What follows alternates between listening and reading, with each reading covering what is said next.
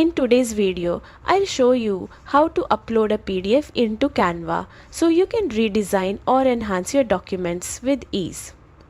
Don't forget to like and subscribe for more Canva tips. Start by logging into your Canva account.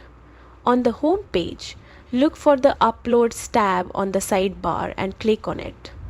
Then select Upload Files.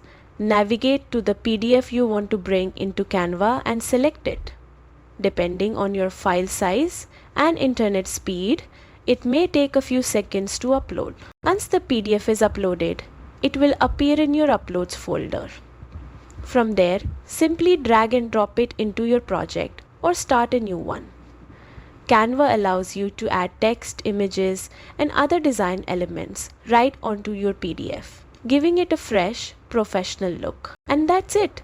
Uploading PDFs into Canva is simple, quick, and opens up a world of creative possibilities for your documents. Happy designing!